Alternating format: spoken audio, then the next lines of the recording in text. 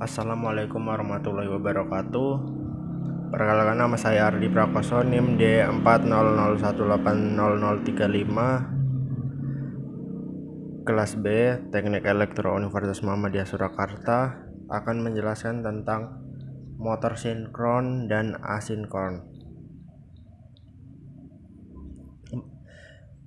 Motor sinkron yaitu motor yang pada kondisi stabil, rotasi poros sinkron dengan frekuensi arus yang diterapkan. Motor sinkron berfungsi sebagai motor AC, tetapi di sini dalam jumlah rotasi yang dilakukan oleh poros sama dengan kelipatan bilangan bulat dari frekuensi arus yang diterapkan. Prinsip kerja dari motor sinkron ini tergantung pada interaksi medan magnet stator dengan medan magnet rotor.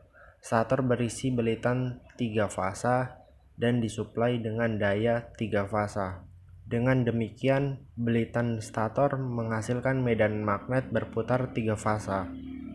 Suplai DC diberikan ke rotor. Rotor masuk ke medan magnet berputar yang dihasilkan oleh belitan stator dan berputar dalam sinkronisasi.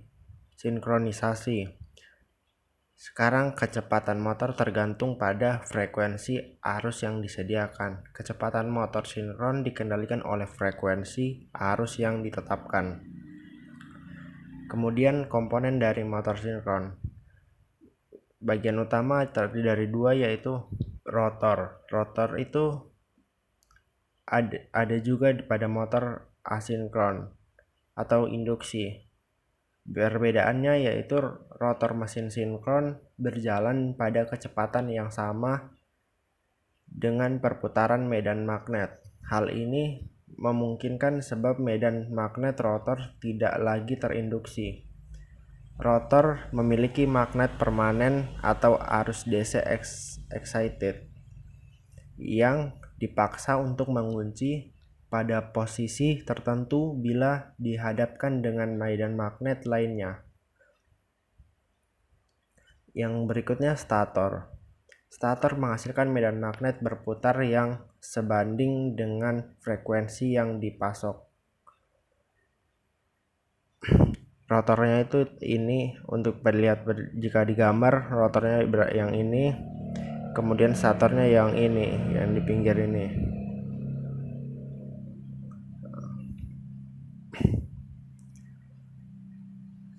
Kemudian motor induksi atau motor asinkron.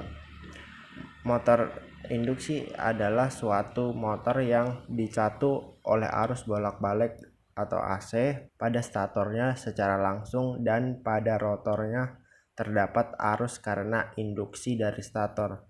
Arus rotor ini merupakan arus yang terinduksi karena adanya perbedaan relatif antara putaran rotor dengan medan putar atau rotating magnetic field yang dihasilkan oleh arus stator.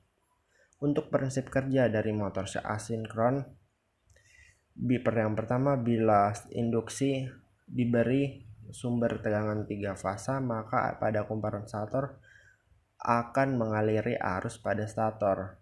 Kemudian arus pada stator menimbulkan medan magnet. Arus yang mengalir pada penghantar akan menghasilkan medan magnet berdasarkan hukum Oersted.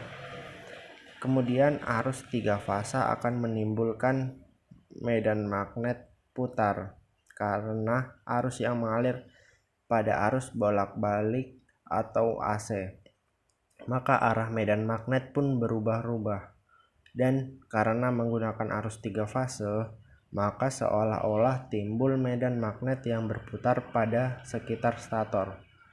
Kemudian medan putar stator akan memotong batang konduktor pada rotor dan menghasilkan tegangan GGL. Agar tegangan terinduksi, diperlukan adanya perbedaan relatif antara kecepatan medan putar stator atau NS dengan kecepatan putar rotor atau NR. Yang pertama itu stator, itu lilitan tembaga statis yang terletak mengiringi poros utama dan berfungsi untuk membangkit medan magnet pada sekitar rotor.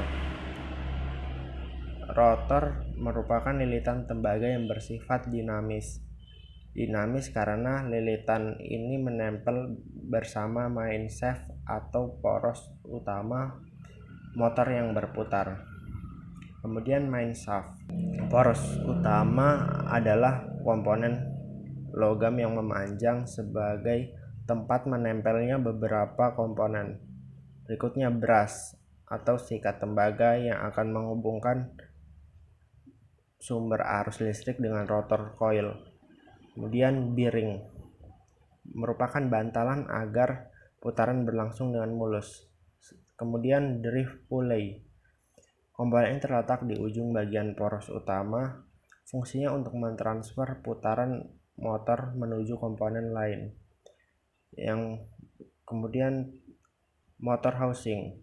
Di bagian terluar motor listrik kita akan menemui sebuah plat besi yang digunakan untuk melindungi semua komponen elektrik motor.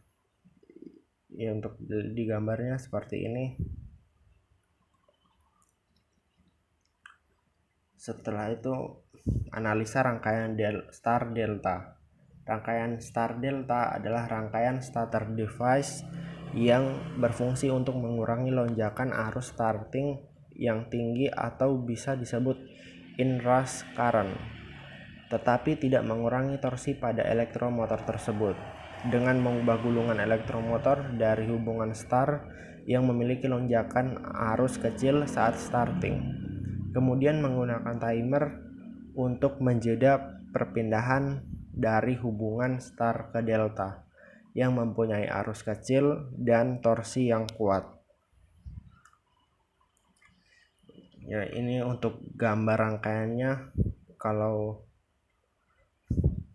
star berbentuk seperti huruf Y terbalik, dan kalau delta berbentuk segitiga.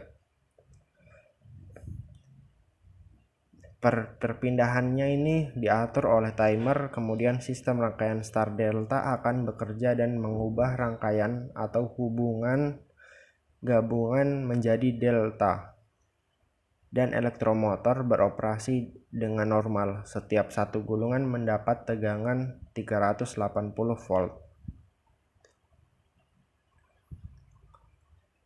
Hubungan star dengan kebutuhan arus yang tinggi memberi hasil putaran motor listrik dengan kecepatan rendah, tapi memiliki torsi yang tinggi. Hal ini cocok digunakan untuk memulai putaran awal pada motor listrik.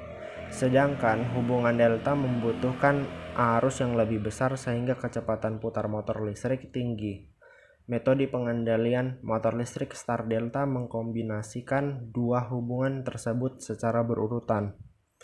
Pengendalian motor listrik dengan star delta banyak digunakan untuk menjalankan motor induksi rotor sangkar yang mempunyai daya di atas 5 kW atau sekitar 7 HP.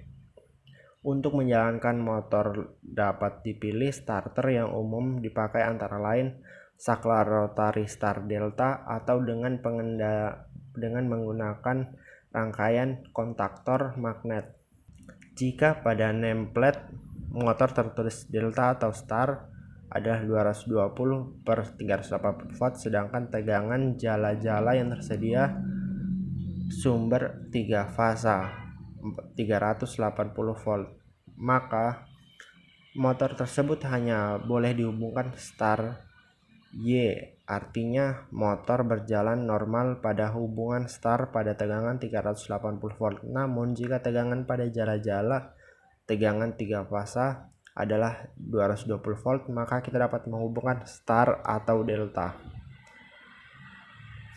Untuk rumus dari motor sinkron dan asinkron ini, yang pertama kutub motor P kutub motor sama dengan 120 kali F frekuensi per Ns, kecepatan putar standar. Kemudian untuk frekuensi F sama dengan Nr kali P per 120. Untuk slip S sama dengan NS kurang NR per NS kali 100%. Untuk keterangannya ini, NR kecepatan putar motor, NS kecepatan putar standar pada nameplate, F untuk frekuensi, P kecil untuk kutub motor, dan S untuk slip. Untuk contoh soal dari motor sinkron 3 fasa dengan kutub 12 kutub mempunyai impedansi jangkar 100 ohm dan reaktansi 0,5 ohm atau fasa, beroperasi dengan 2000 volt 3 fasa 25 Hz. Bila pengaturan 80% dari kemampuan, hitunglah daya maksimum, dan 80% dari kemampuan, hitunglah daya maksimum dan torsi dalam Nm sebelum mesin keluar dari sinkronisasi. Untuk jawabannya, V1 sama dengan 2000 volt dan EB 80%, sehingga V2 sama dengan 1600 volt, R sama dengan 0,5 ohm, dan ZS sama dengan 10 ohm. Daya maksimum yang dihasilkan mesin sinkron itu PD sama dengan V1 kali V2 per ZS kurang V2 kuadrat R per ZS kuadrat. Pada max dari ketiga fasa sama dengan ini PD 3000 per akar 3 kali 1600 per 10 akar 3 kurang 1600 per akar 3 kuadrat 0,5 per 10 kuadrat dari rumus ini, sehingga dihasilkan 307.200 watt daya maksimumnya. Kemudian untuk kecepatan mesin sinkron dengan 12 kutub yaitu 120 kali 25 per 12 mendapatkan 250 rpm. Tmax pada kondisi daya maksimum yaitu ini, Tmax X omega sama dengan 307.200. Kemudian dicari sehingga bentuknya seperti ini, diputar-putar sehingga bentuknya seperti ini. Setelah itu hasilnya 11.724 Nm. Untuk contoh soal motor asinkron, motor 6 kutub disuplai dari sumber 60 Hz 3 fasa. Kecepatan rotor pada beban penuh adalah 1140 rpm. Tentukan yang pertama kecepatan sinkron dari medan magnet, kemudian slip per unit, dan kecepatan rotor untuk sebuah hasil dari beban yang dikurangi di slip S sama dengan 0,02. Untuk jawaban kecepatan sinkron, rumusnya NS sama dengan 120 kali F per P. 120 kali 60 per 6 sama dengan 1200 rpm. Untuk slip per unit, S sama dengan NS kurang NR per NS. Kita masukkan angkanya menjadi 1200 kurang 1140 per 1200. Dan didapatkan hasilnya 0,05 atau dalam persen 5%. Untuk kecepatan rotor beban yang dikurangi di slip S 0,02, rumusnya sama dengan S sama dengan NS kurang NR per NS sama dengan 1 kurang NR per NS. Untuk slipnya 0,02 sama dengan 1 kurang NR per 1200. Untuk hasilnya mendapatkan 1176 rpm untuk kecepatan rotornya. Untuk contoh penggunaan motor sinkron itu sendiri, yang pertama untuk kompresor udara, berikutnya mesin positioning, aktuator robot, dan servo motor. Kenapa alat tersebut menggunakan motor sinkron? Umumnya motor sinkron digunakan untuk aplikasi di mana kecepatan yang tepat dan konstan diperlukan, serta penggunaan awal dengan beban rendah. Sedangkan untuk penggunaan motor asinkron itu sendiri, yang pertama konveyor, pompa air, kipas angin. Kenapa alat tersebut menggunakan motor asinkron? Karena motor asinkron memiliki konstruksi yang kuat, harga murah, dan perawatan yang mudah, serta memiliki efisiensi yang tinggi. Sekian penjelasan tentang motor sinkron dan asinkron dari saya. Bila ada kesalahan saya mohon maaf. Wassalamualaikum warahmatullahi wabarakatuh.